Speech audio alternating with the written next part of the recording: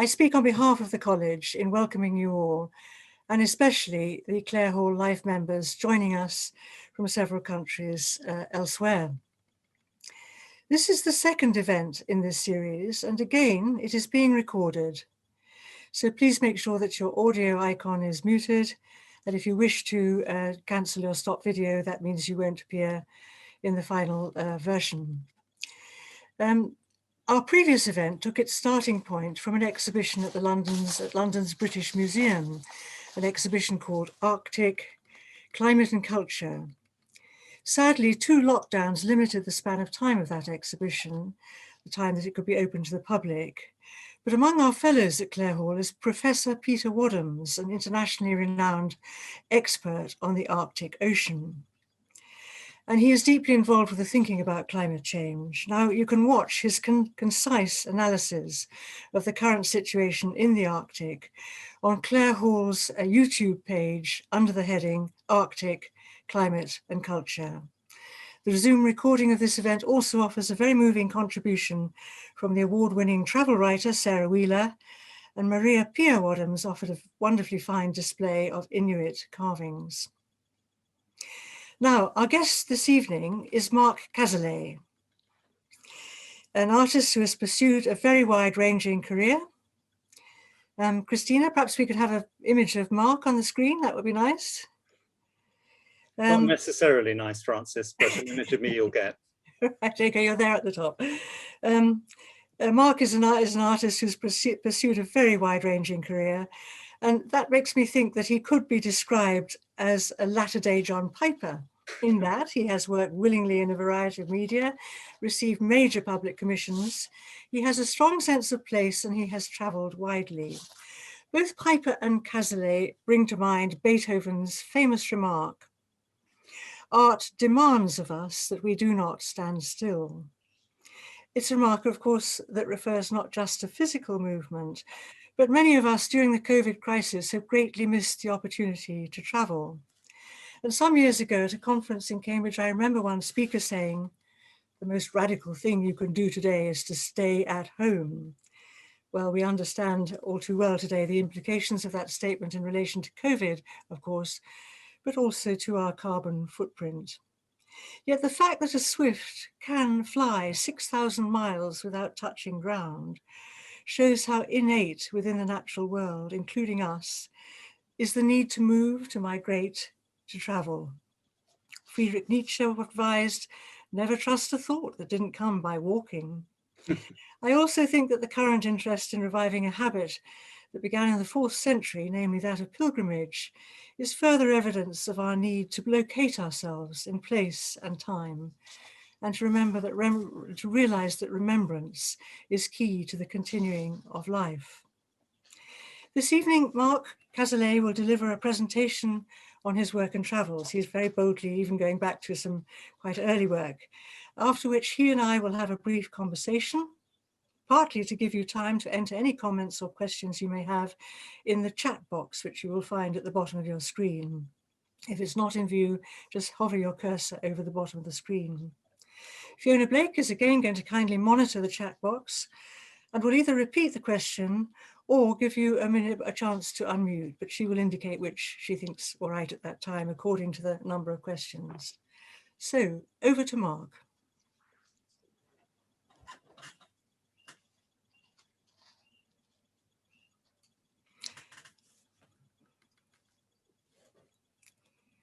Now, I hope everybody can see, whoops, let me just slideshow, silky skills deserting me. Is everybody seeing that full screen? Yes, we are. Right.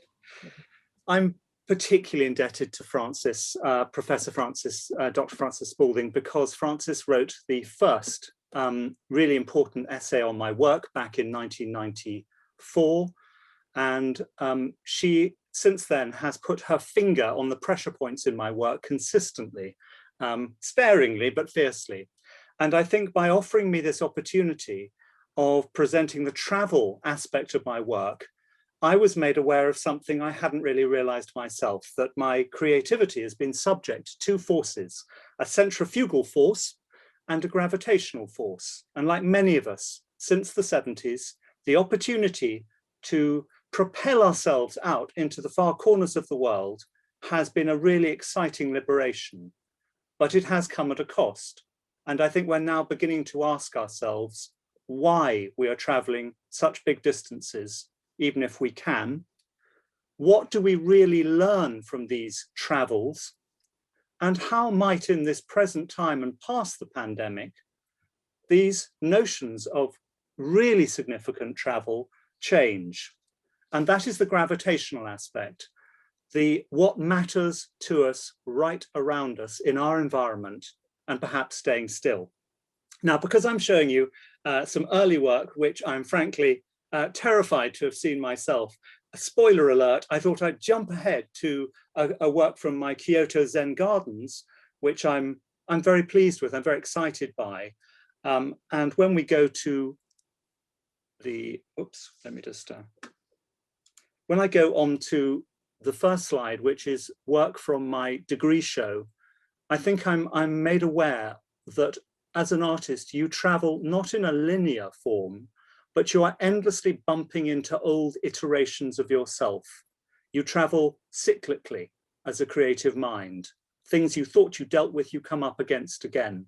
So in Falmouth, I think I imagined I would be Peter Lanyon in a glider, traveling over abstract countryside and becoming a Cornish abstract painter. And as so often on long journeys, you end up doing the very opposite thing you thought you would. I ended up in charity shops collecting detritus and creating these strange theatrical mise-en-scène, quite dark cityscapes.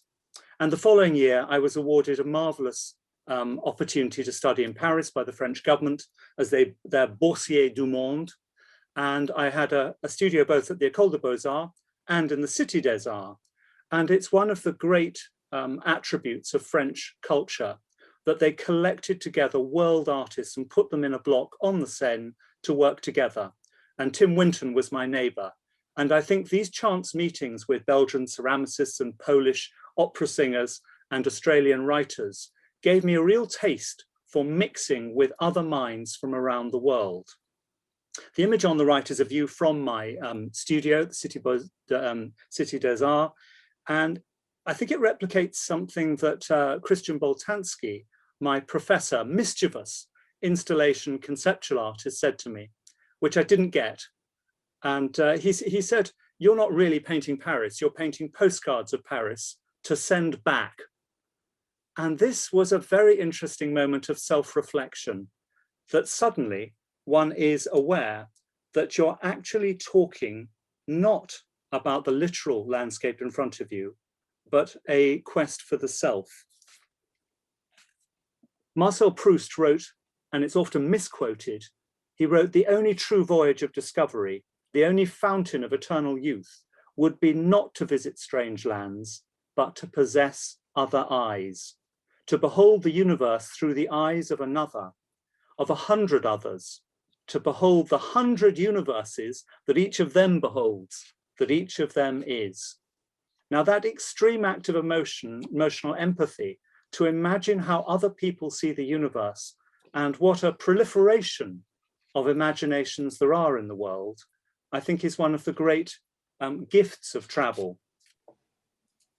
Okay, so briefly, I had two marvelous professors who really changed me, Christian Boltanski in Paris and Professor Ghulam Mohammed Sheikh in India, who made a connection which was very unexpected. And I think travel often creates moments of kind of serendipity, in that a lot of the Indian students felt that I was working in an idiomatic way that was terribly familiar.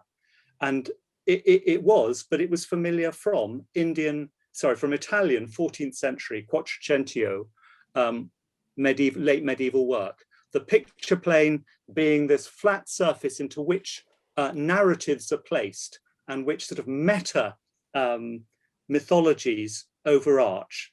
And this actually made India a very familiar place to be, and a very brilliant connection between two cultures that I had never thought of. When I returned to London, quite rightly, my mother, who's listening, said, "You need to leave home and get a job," which was wise words. And I went and worked like many artists in a school. And I had 10 years of working with children. And I think this is a very profound journey in itself, that adulthood is not a state of closing down, but of rediscovering a kind of Blakean journey back into a childhood immediacy. And one of the great writers on play is Donald Woods Winnicott, who many of you will know, who wrote in Playing and Reality, "It is in playing, and only that in playing, that the individual child or adult is able to be creative and to use the whole personality. And it is only in being creative that the individual discovers the self." Maybe this is the real journey that one's on, this discovery of the self through creative play. And back in London, like many travelers who've spent a while away, you suffer the bends culturally. You're not sure of where you are, and you get these after images from the places you've lived. And I started walking West London during the night and during the day, very much with Charles Baudelaire and Walter Betjeman as my companions. And we all practiced the art of flaneurism. And flaneurism is to walk with your eyes open, waiting to be astonished. And I think that sense of astonishment, we're going to come back to it in Mary Oliver's poetry, Learning to be Astonished, is one of the hallmarks of the traveller. You realize constantly that you've come to the end of your own knowledge, and the place you're in is propelling you into a new dimension. I was very fortunate to have a commissioner, Michael Samuelson, who had been a great cameraman at the Mexico Olympics. He dug a track next to the sprinting field, so the camera could travel at the level of the ankles of the athletes. Now, you may say this is a rather peculiar sort of diversion off the theme of journeying and traveling. But what Michael alerted me to was mise en scène, that actually in order to present your travels, you have to take the viewer's eyes and give them something which is unexpected and new. You have to shake them. So in this series of commissions of the Gasometer, the great Gasometer at Kensal Green, the General, we have not only 4 times a day, but we also have different viewpoints. The camera has moved its perspective. Now, obviously, I can't actually fly. I might wish to, but I don't. And therefore, the artist often does things which, without realizing it, are mimicking different forms of journeying, the flight of a bird, the passage of a fish. And I think this traveling through space is very much part of the effect of going between different worlds. If you just walk out and you draw even the metropolis of London every day, there is the danger that you begin to fall into habits, into a rut. And there's nothing sadder than to meet a traveller who complains that back home they don't do it like this. Back home they do it like that. And I remember meeting a traveller, I won't mention nationality, could well be British, who loudly was complaining at the state of Indian queues, completely missing the point that he was actually in the wrong queue. Anyway, T.S. Eliot, during the Second World War, wrote a series of poems called the Four Quartets. And in those 4 quartets, he asked himself the question of what language could artists develop after such a cataclysm? What would be possible to do after such a world event? And I think we might ask ourselves the same question. How is the familiar transfigured? And leaning on poetry has been one of the great gifts, I think, of feeling a kind of world citizen of the arts. Very famous passage from the Dry Selvages, the 3rd quartet. I do not know much about gods, but I think that the river is a strong brown god, sullen, untamed and intractable, patient to some degree, at first recognized as a frontier, useful, untrustworthy, and then a little bit later, keeping his seasons and rages, destroyer, reminder of what men choose to forget, unhonored, unpropitiated by worshippers of the machine, but waiting, watching, and waiting. Now, that's not only a very prescient ecological message, but I think Eliot was also talking about us as individuals, the great river that runs through us, and how it could break its banks at any stage. And although we throw bridges across our most perilous psychic aspects, we are also subject to the great ebbs and flows that each of us experience. It's a different understanding of traveling, but one that allies a kind of self-development with place.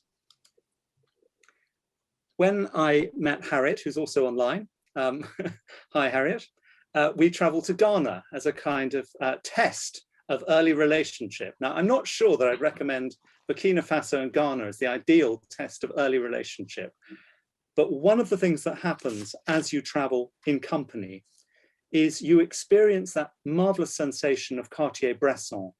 He called it the decisive moment, when you have an apprehension that in front of you something is about to happen. And if you draw while traveling, you begin to look for these decisive moments, the sudden movement, crossing, event that all the time is around you. And this concertina book was a record of such events. I had 2 residencies with Bible Lands. It was called Bible Lands then, a kind of odd mixture, a hybrid of tourist and then going to really quite challenging, charitable, medical institutions and seeing things that quite often I frankly was not prepared to see at all and were quite stark. But one of the things that these 2 trips, both to Egypt and then to Palestine, Israel, gave me was a sense of being led through a very quick introduction to civilizations. And in a way, that sense that you leave a civilization realizing the questions that you want to ask just as you depart. And that travel, rather than equipping you with more knowledge, I think very often makes you only keener in your understanding of how little you know and how keen you are to know more. So on the right, we have the marvelous Orthodox community of the Toldos Aron, who are ultra-Orthodox. They do not actually believe in the state of Israel. They are waiting for Israel to be founded by the Messiah. And again, in one of those serendipities, whilst I waited for the Rebbe to come in to celebrate the Shabbat Tish, the Shabbat evening meal, all the men sang psalms together on these rickety stands. It was an extraordinary event. And then, of course, he came in, broke bread and gave wine, which was a bit of a shock as a Christian to realize, again, something that I should have known very well in terms of the roots of belief. It was obviously a drawing that I couldn't make on site. So it's the first of a series of memory drawings. And I think travel and memory is a very interesting subject to look into. And I'm sure there are academics out there who've written many theses on it. But Leonardo stressed that the primacy of drawing in research, that when you draw, you record far more than the literal event. You record an understanding. Drawing is an apparatus of seeing. And on the left, we have 2 scenes of Zamalek, that's the Anglican cathedral, the island in Cairo. And at night, I think you've got the typical traveler's seduction of light and effect. And in the morning, you see a completely different space, and it's totally different. And of course, because you travel through places so quickly, very often you skim them. Cartography was one of the earliest and necessary reasons to employ a draftsman to map space. There was no photography, there's no video, and therefore, when you're traveling ad hoc and maybe even surreptitiously recording spy-like the city in front of you, you have to make sense not only of the forms, but how you would travel and walk through the streets, the scale, the atmosphere. Virginia Woolf put it very beautifully when she said, "It is always an adventure to enter an unknown space, because the life and personality of those who occupy it infuse in it its characteristics in such a way that as soon as we enter, we breathe new forms of emotion." Now, I'd like to suggest that breathing in new forms of emotion and cartography are actually very linked, that as we map space, we are actually imbibing all the details, the happenstance of life. In the bottom, just as a little anecdote, I was drawing on this roof terrace in Baroda. Wonderful friends invited me back to Gujarat 15 years after I'd left as a postgraduate and gave me a residency. Anyway, as I was drawing there, I was aware of a very, very fast movement of large creatures, and it was a pack of baboons. And they came up 3 stories of the building I was on and took hold of my colored pencils. And that was quite a moment. Particularly one of them got hold of all the pink pencils, which is that's a big no-no for me. So we had a standoff, and I was dragged away from facing up to this large male baboon with pink pencils, thinking, only in India could this happen. You know, it's marvelous and it's ridiculous. Anyway, he kept 1 Caran d'Ache pencil. So I rather hope that somewhere out there are beautiful pink baboon drawings being made. Modus operandi. If you're traveling, you can't set up an easel very often. This is from a series of Senegalese drawings, which Felix and Freya accompanied us, me and Harriet, on. And they'll probably remember very well Casamance in the south of Senegal. Often artists and travelers bumble into situations. A civil war had only ended a couple of years before, and I don't think we'd really thought through what that means on the ground. So a lot of the drawing is ad hoc, improvised, and you have seconds to do it.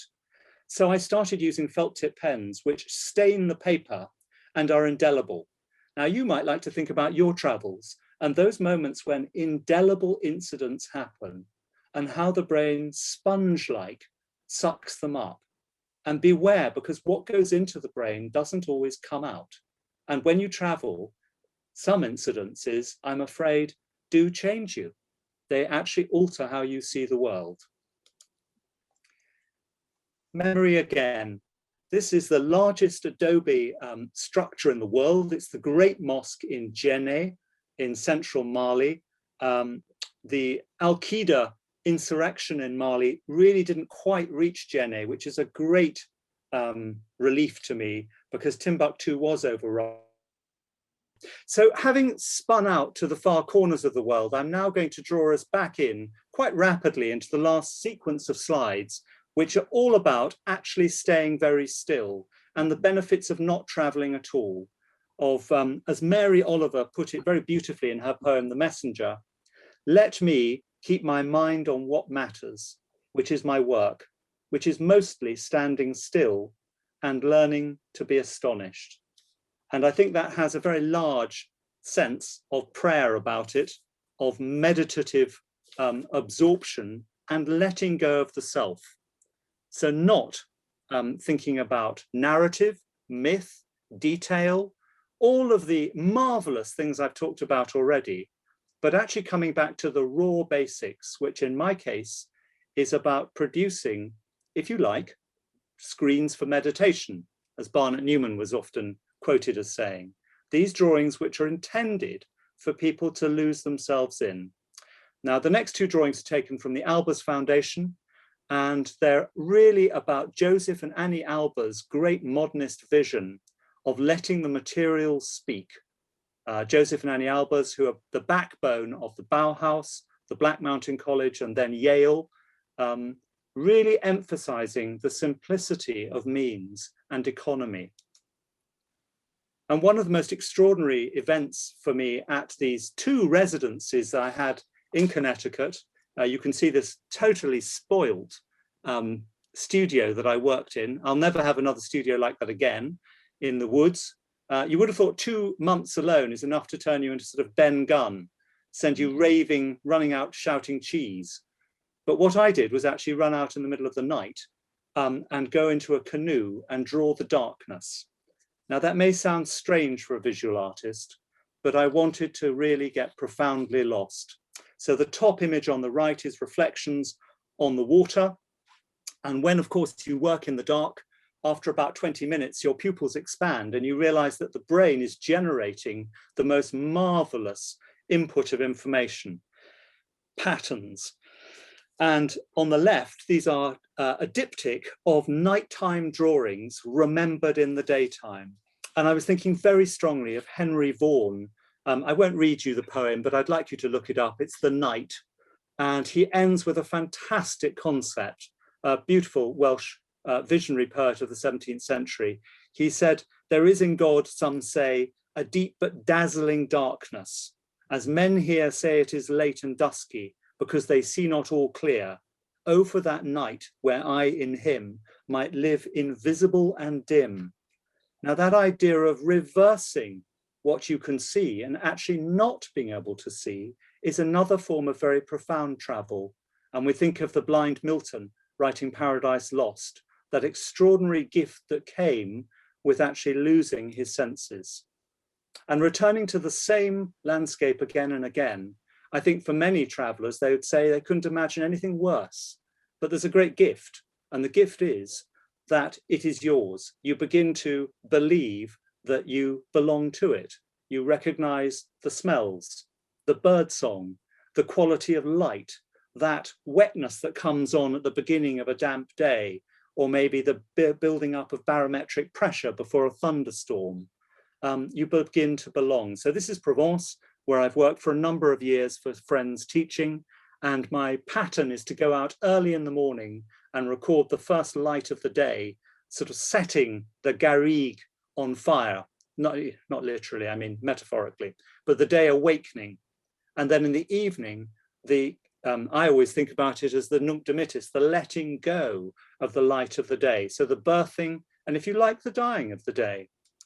And the same is true of Suffolk, of a very scrubby little wood and a tiny pond in front of the cottage where Harriet and Freya are right now that I share with my brother. Familiarity actually allows you not to have to look, but to go to the, if you want, the abstract core of the experience, the relational side. So in October 2019, I decided again centrifugally to spin out to Kyoto and to look at 40 or so Zen gardens. And ironically, as always, the first thing that happens is what you don't expect. Going to a great garden, starting to draw and being told, no drawing here, no art. And suddenly feeling this terrible pit of anxiety. Well, what am I doing here? And the next garden I went to, a monk coming up to me and saying, what are you doing? And I said, well, I'm trying to make contact. I'm trying to get lost and make contact with everything that is not me. And he smiled and he said, how long will you be? And I said, well, I could be 3 hours. I might be a month and it could be a lifetime. And he smiled and sort of went away, which was very, very nice. And I was welcomed. So these are the drawing books that I made in the gardens. And they're really performances, not recordings of topography. One of the great texts, which again, many of you will have read by Shunryu Suzuki from 1970, is Zen Mind, Beginner's Mind. And Suzuki stresses that we have to keep holding on to beginning. As soon as you believe you have achieved, you've attained, you actually know you're lost. Yeah, I mean, as in, the whole pedagogic or search for knowledge process is over.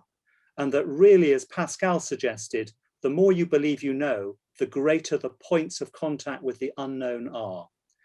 And so these little Buddhas in the bottom of a garden, title taken from Eliot again, The Stillness, the Dancing. The idea that in order to really find the dancing, the vital, the energetic, you have to be very centered and very still, understand the balance, if you will.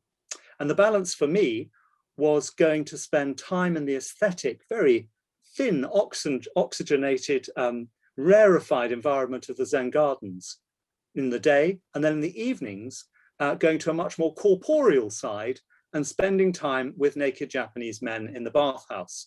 And they are super discreet. There is no conversation. It's a kind of joy, a rather masculine joy, probably, just to sort of sit in hot water in silence at the end of a day with people who are not at all interested in you whatsoever, but companionable, a kind of Japanese clubhouse, I suppose.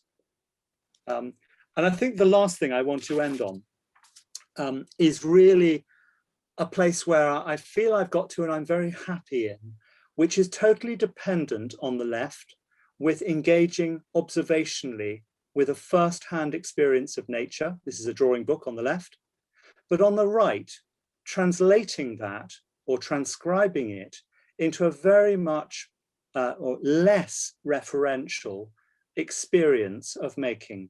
Still a landscape in search of the self, but not one pinned down to literal elements.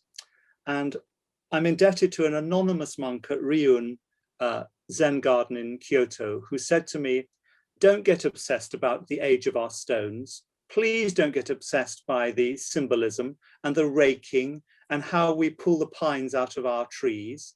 We have made everything for you as a model that you can take away. And when you meditate, you'll remember the quality of this garden. That is what it's for when you travel away. And I do think that has something to do with why one travels and makes art. Frances, thank you. That is, stop sharing, whoops. Good.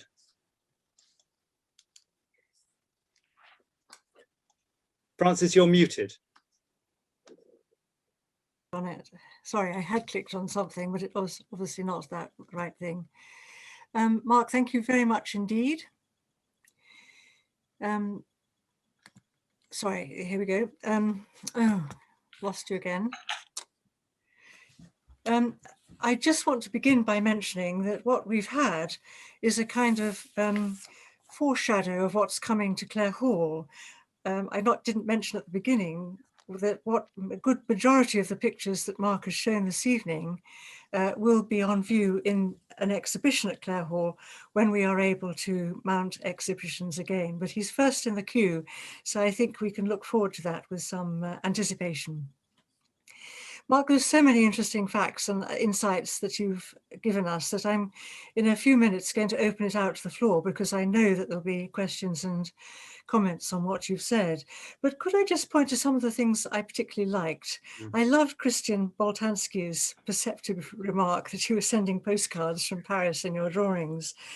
And Paris, of course, is, as you then moved on to the flaneur, and we associate the flaneur with Baudelaire, and his remark that one of the great things about being a flaneur in Paris for his painters of modern life was their ability to be part of the crowd. And to be in there mingling with people, with scenes and so on, and yet to retain a kind of anonymity, enabled for them to have a dispassionate examination of what they were seeing. So they were in there and yet not there. It's a curious position of the flaneur. It must be extremely difficult to be a flaneur in a foreign country. Baudelaire's one is based on sort of intimate knowledge of Paris or sort of being part of the scene. Yes. But when you're from a different country, in a different country, it's not so easy to achieve that detachment, I think it is. Yes. Would you like to comment on that, or? Yes, I think I'd love to expand. The last trip we made to Mali might be for me the last trip I make to a society perilously on the edge of survival. I began to become very uncomfortable with what I was doing and my privileged position looking in on lives that were hanging by a thread very often. And I stayed with a wonderful medic called Keita. And Keita really explained to me the blood diseases that were prevalent in the society and why people looked so tired. And I think it peeled back the skin of not misunderstandings, but things I completely missed. And my ability to walk in and buy food anywhere or buy somebody a drink actually had a rather unpleasant edge of of patronization without meaning to. I was welcome, people were very pleased I was there spending money, but actually the transaction was very one way. And this became very apparent when some small children threw stones at me. And I said to Katie, what do I do? And he said, well, how hard did you hit the child? And I looked horrified and said, I didn't do anything. I would never do that. And he said, that's the trouble with you people. You come here and you don't understand. You should have hit the child really hard. Then you take the child to its mother, who hits the child really hard. Then the father comes home and really hits the child. And this is how it learns. And I just thought, well, in a way I've exacerbated. I'm the typical kind of liberal who doesn't want to cause offense and therefore actually gets it wrong. Yes, well, a perfect example that of what you call the being keen to know more, realizing that travel actually leaves you needing to know still more than what you already have achieved. Yes. And the interaction can can disturb the balance of what is already there. And we know that from global travel. And I think that, you know, the presence of the flâneur or the voyeur maybe actually has an unmerited or an unwanted consequence. Yes. I was very fascinated, and I'm sure others were too, by this notion of you going out into the night and drawing in the night to see into the darkness. And this way that the patterns begin to emerge in a way that perhaps they don't in daylight. This, and then of course that wonderful quote from Henry Vaughan of dazzling darkness. It brought to mind the fact that Rembrandt cheated in his painting of the Presentation in the Temple by making Simeon blind, so that when the Christ child as a baby is presented to him, he puts his arms out rather like rods, and the child had obviously been placed upon them, but he hasn't known where to go for the child. And then he's not looking at the child, he's looking straight ahead. And he's clearly blind, and yet he comes up with that famous line, "Mine eyes have seen the glory," etc. And so that, and I think, was Rembrandt perhaps pointing to something that goes deeper than sight, a visibility, understanding or a seeing that goes beyond the normal sight. It's also about waiting, you know, that Simeon and Anna wait in the temple. They wait a long time in the temple, maybe even their whole lives in the temple. Yes. And I think that is one of the contradictions in travel, is that we travel so far to have so little time in each place because we have an agenda and we must rush on. And even having 40 days in Kyoto still was far too rushed. So I think this idea of temporality, which maybe we've really made contact with again during lockdowns. I'm not saying that this is a gift, the pandemic, but there have been aspects of it, the slowing down, which I think are for the betterment. Yes, yes. Or could be, certainly could be. I want to also to ask you about the importance of return. Yes. I was listening to someone talk about the new creation of the new pilgrimage path called the Cuckmere Pilgrimage Path in Sussex, in a very beautiful area around the South Downs, either side of the Cuckmere River, linking up 7 churches. And it's a circular path. And the speakers pointed out that, you know, you think you're setting out, you're going forward, you're going to arrive somewhere, but actually you are already on the return. Oh, very and good. I think that also with our journeying outwards to countries, some of which we've never been to before or whatever, there is also this tremendous anticipation that builds up as you come to return to if you're able to, that is, to a college or a home or a people or whatever. And in that sort of finishing part of it, it seems very much important to the understanding of what the journey has been about. Did you have experiences like that after? Yes, I mean, I think there is a parabola, isn't there, when you travel, that there's this sort of anticipation, the trying to prepare yourself, learning the key smattering of phrases, and then that sense of actually being profoundly unsure when you get to a distant place, and really having to think on your feet very quickly. And then before you know it, the journey is beginning to end. And I think that seems to repeat the longer you travel. And I think that is what has put me off, in a way, wanting to take these exceptional journeys, and to find it far more kind of empathetic to be stiller and travel in a smaller radius. And I'd love to hear from our, you know, from many of the listeners, again, you know, what their experiences have been and what their questions about how are we going to travel in the future? Is it going to be these epic journeys? Do we have a bucket list? Is that even something that's conscionable anymore? To say, well, it'll take 100,000 air miles, but I've got to see these things. And are we duller for not traveling, or have we discovered other things? Well, that's a good question to answer, Frances. Well, I wanted to ask also about the abstract core of the experience that you found yourself seeking for more recently in your works, but perhaps we will open it out to the floor now. And I'm going to hand over to Fiona Blake to field the questions. Fiona, over to you. Yes, the first question is from Catherine Selby. Catherine, I wonder if you'd like to ask your own question. No? Yes, absolutely. Yes, Sorry, it took me a moment to turn my video on. Of course, of course.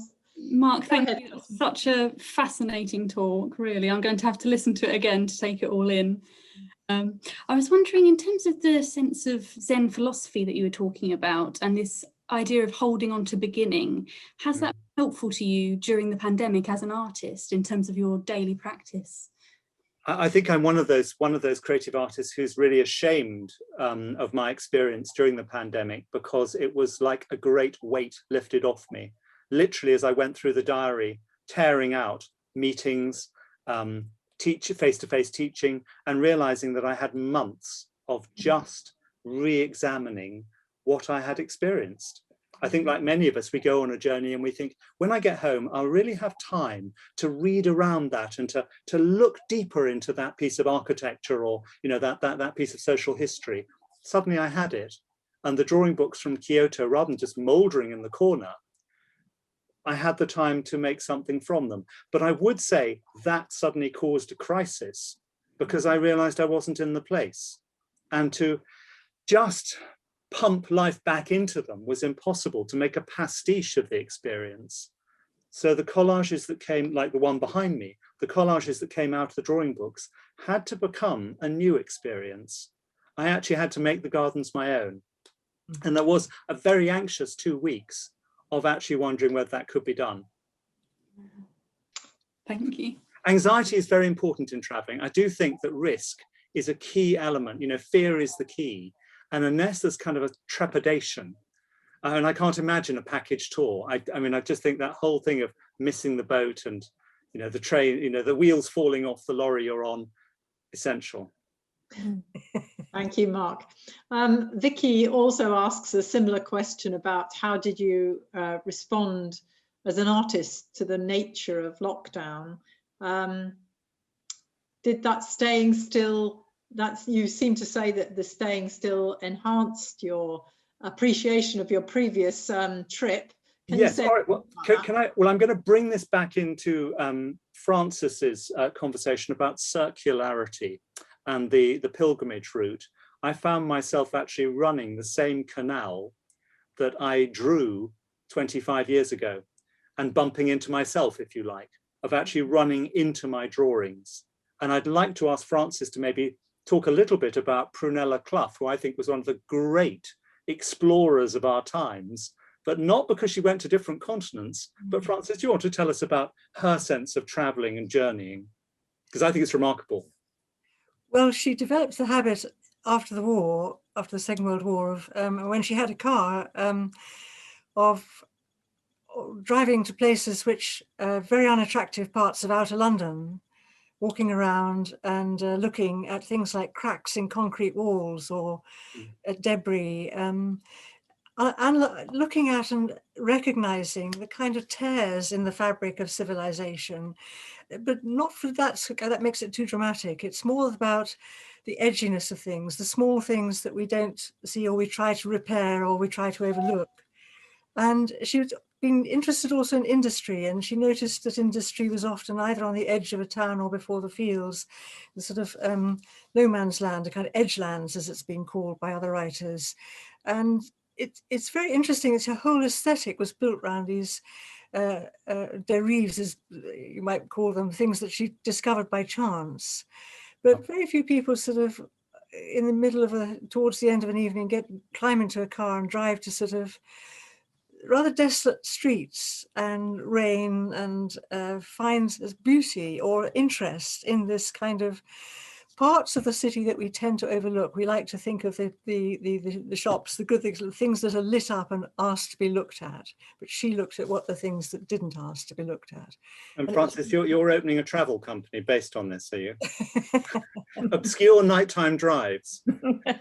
But I think the reason I asked you to talk about her, and you did so well, is that psychogeography, I think, is a very different form of traveling, and one that really we do need to embrace, because it helps us value precisely where we are, our impact on the place we are, and our communities. Yes. I don't want to start I know it sounds rather almost social political preaching, but that's what I've found, and I think many friends have felt the same thing. I certainly think that the way of traveling is going to be much more self-reflective and also more aware, conscious of what's around them, and thinking about how it comes to look like, what it looks like. Frances, could I throw another thought out, partly to you and partly to everybody else, which is, I talked a bit about poetry and writing inspiring me. The other great inspiration has been film. And I think of the films that one has been watching during this lockdown period and how valid that is as a form of travel.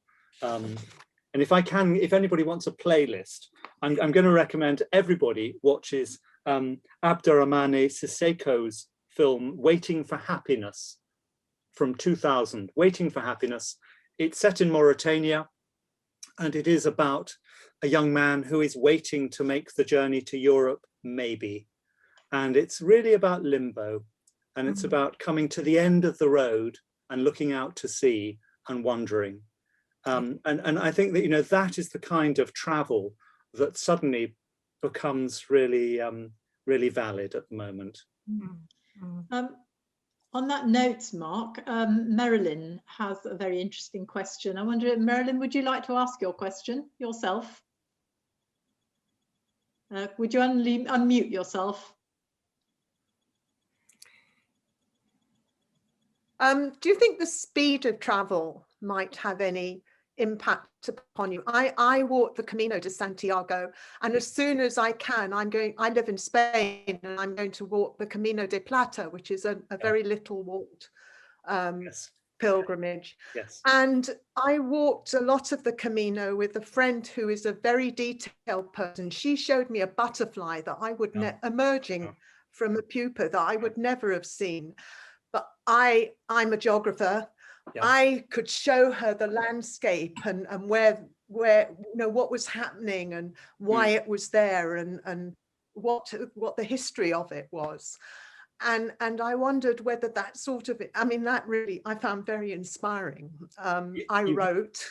You've made three really, sorry to interrupt, three really good points there. I mean, I think firstly, the speed of travel is absolutely contingent on what you can see.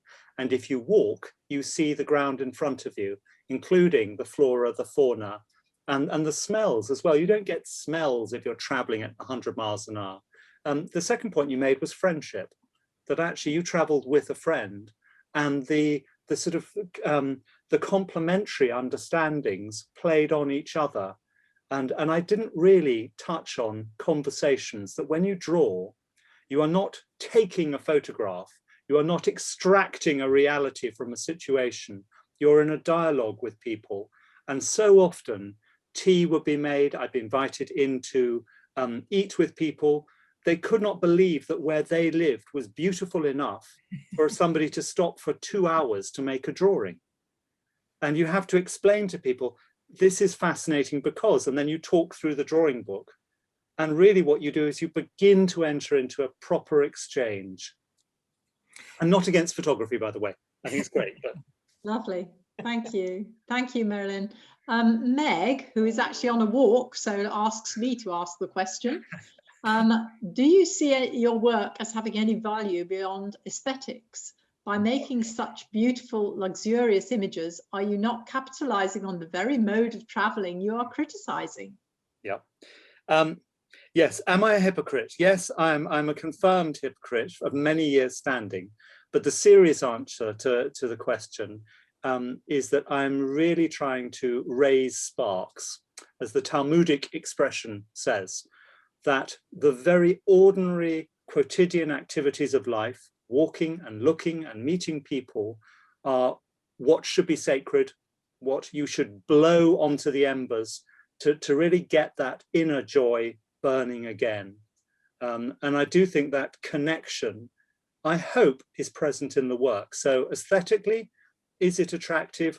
Yes, I hope it is. But I hope much deeper than that, there is a rhythm that is analogous to a sense of connection. And it's that connection that I want to promote in the work. Thank you very much, Mark. And Victoria has a question. I don't know whether Victoria would like to ask the question herself. Would you like to do that, Vicky? I'm happy to, yes. Go ahead, thanks. Mark, hello, thank you so much. The writer Robert Macfarlane talks about the undiscovered country of the backyard. Yes. And I just wondered where you would like to, whether there was anyone where you had a burning desire to make work about next, either in Suffolk or London. Yes, I'm trying to fight off programming what I'm going to do next. I mean, I don't know whether anybody else feels that out there, but I'm trying not to think, well, this is what I'm going to do after lockdown. I would really like a kind of dialogue to emerge. So the most recent work has been about nighttime prayer and about looking out over our bedroom from just looking down on the rooftops and trying to not really draw what is there, but again, periods of silent meditation. But if you're offering me a travel scholarship, Victoria, thank you. I would like to travel with Frances to Iran and go to the key mosque sites of Iran. I mean, in a bus. I know political considerations apart, I'd like to take local transport around Iran with a really big budget for food. I'd like to come with you, please. Can I ask Frances that actually? Frances, where are you going to travel to? Well, the point I want to make at the end of this talk is that it seems to me you will probably have made most of us start to think, where am I going to travel to? What do I want to go to or to do, or where do I want to take myself? But also you will ask the question that for many of us is now as urgent, is, and for what purpose? Yeah. Yeah. So I can't answer that immediately. I see we've got some very interesting ones popping up. Do you want to quickly? Yes, we've got a question from Jake Graval. Jake, are you there? Would you like to answer the question? Hi. I was going to ask, have you noticed a correlation in the way you approach your work and the closure of museums and galleries? Could you repeat that, Fiona, just in case people didn't hear it? Yes. Is there a correlation, Mark, with the way that you approach your work and the closure of galleries and museums? Yeah, Jake. Jake is a fantastic painter, by the way, everybody. Great painter. So I'm thrilled to be on the line with Jake. I think, Jake, what has happened is that memory palace of experiences has lifted up. And I actually go on, while I'm running, I pretend I'm running through the National Gallery. So if things get really tough, I'm running through rooms and thinking, what used to be on that wall? Before they messed around with the ordering, I actually, Dutch interiors, where we've got Miris, and these wonderful experiences that have been deep stored have been kind of popping up in a way, and they also merge together, which is really, really nice. So sort of early Kandinsky and Miris coming together. So I've got these lovely kind of monster-like confabulations. Amazing. What about you, Jake? Oh. I've got my National Gallery wall up in my studio. There we are. We have Jake's National Gallery. Thank you very much, Jake. Thank you, yes. Jake. Oh, that's lovely. And Mark, I wondered if you could tell me, you seem to move towards the more abstract and the mixed media of collage and tissue and goodness knows what else you've got on there, as you moved inside yourself. Yeah, well, this is entirely Frances's fault, because she came to the studio in about 2008 and said something very pertinent to me, which was, I think you're just taking too long. The work is getting too stuck. You're going over and over it. And no, it was absolutely right. It was totally right. And since then, it's been a long progress to try to be more, I suppose, more joyfully spontaneous. And I think when you say joyfully spontaneous, people think, is it a sort of Prozac condition? It's not. It's a discipline that actually, to be joyful, is actually, that it requires setting aside anxieties that are often very self-conscious and actually giving yourself to the moment of making. And yet that seems to have widened your repertoire of media. Definitely, yes.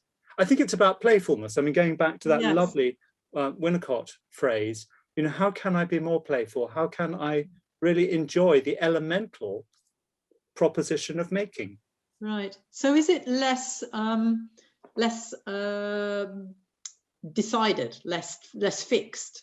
I mean, it seems so very full of movement. So I think dynamic and movements are very much there. If you think of Japanese gardens and the fabulous arrangement of textures, the very carefully coordinated understanding of the haptic sense of running your hand, if you're allowed to, you know, over the stones, the gravel, the pine needles, these qualities that are so celebrated in haikus are so isolated and so specifically highlighted. I think that was an aesthetic that I did bring back. So thank you very much. Well, all the other comments appear. I think I haven't. Oh, wait a minute. There is one from Christos. Skipped over me. Could I comment, Ann Goldstein? Oh yes, could you please she will put in a very interesting question or remark. Yes, go ahead. Ann Goldstein. Well, I'm a big believer in synchronicity. And this morning, I was 3 hours with HSPS talking about the effect of drawing on science and on the human body, and both of which, of course, I'm interested in. Yeah. And so then I had this wonderful, beautiful experience, not having to use my head, just use this beautiful interaction with a play of color and the sound of your voice and your projection of your happiness in all of this experience. And it was just glorious. So of course I have to have a question. So one of the take-home messages was that drawing, whether or not you think you draw well or not, increases your creativity in the sense that the data is saying it increases your imagination. Yeah. So my specific question to you would be, okay, so you're looking, you're interacting, you're seeing the play of light, you've just had the texture on your fingers, and you're drawing with whatever you happen to have at that moment, that whatever works. So it's not about technique, it's not about any of that. It's just your connection, it seemed to me. And then it emerges. So then you take it back and you look at it later. And it's that experience that I would like for you to talk about. You know, what happened? I think, Anne, you're right. I've maybe misrepresented. So I think when Anni Albers talked about let them speak, just let the materials do the work, get out of the way. Yes, but she had done such a profound amount of research into weaving techniques, into the structure of weaving. She'd looked rigorously at South American weavings. So I think there are two parts to an artist. And Jake alluded to this, you know, when museums are in shutdown, what happens? And the answer is you have to do your research. And that has to be material as well as theoretical. And I think maybe that's harder to talk about.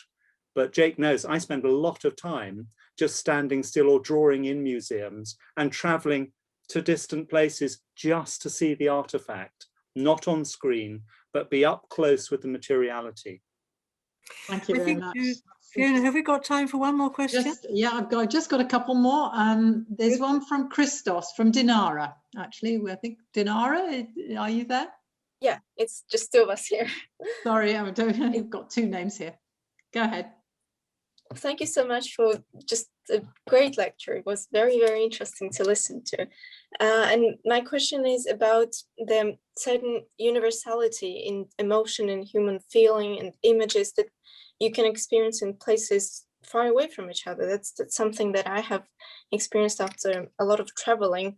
And I wanted to know how it is reflected in your art, if it is, and whether you have experienced something like that. Can I also bring Frances in to talk about universality? because I think this is verging on an art historian's question. I'm sorry, you're going to have to start off, Mark, because I slightly missed that, trying to look at the time. Oh, right. Okay, fair enough. I think you can trip yourself up in believing that you're going to share the same experiences the same way. I do think that, you know, we come from a very privileged acme of not just of culture, but of experience and education. And I think one can get things very badly wrong. And actually photography is a good example of how taking a photograph is not just an aesthetic experience. It can deeply offend. And I have certainly done that once to my shame, and wished I'd drawn rather than photographed. And I do think that that element of literally being able to turn a book down and show somebody, and then have the person stand behind you and say, what are you going to draw now? Why are you going up there? Why didn't you draw that dog that went past? And sometimes I've actually, okay, here's an experience. Under the Westway, quarter of a mile away, I was drawing and apples started thudding into the concrete wall next to my head. And there were three boys, clearly saw my head above the parapet and thought, great, let's go for his head. And the only way I could stop them was actually to say, if you stop, I will put you into the drawing. And that drawing is now in the Museum of London. And not only that, but the car welding site that I was drawing, which is, anyway, cars get resprayed very fast overnight, let's say that. They let the Alsatians out. So the drawing went first down to actually the Traveller boys, and they bought into it because they were going to be in the drawing, so they were posing. And then the respraying people said, so you're not interested in whether we've got insurance or whether people are on the DSS, you know, that's not your interest. You want to record our lives. That's amazing. I didn't think we had lives that were worth recording. And I think that universality of sharing does need a bit of opening up, because I was no longer a rarefied artist. I was engaging with the world, their world, and I was valuing it. And I do think that valuing is where the universality connects. Wow, thank you very much, Mark. I think Thank that's you. a wonderful note to stop on. There are one or two more questions, but I think we must halt it there, and back to Frances to just wrap up for us. Thank you, Frances, and thank you, Mark. Yes, Mark, that was really a hugely enjoyable and enlightening and entertaining talk. And I think we're all, from the questions alone, it's evident what a success it's been. I did notice in one question which flashed up, I couldn't read the full part of it, so I may have got this wrong. The question, it was somebody asking, what was the main point that you will take away from this? I think it is, where are you going to go? Where are you going? And why?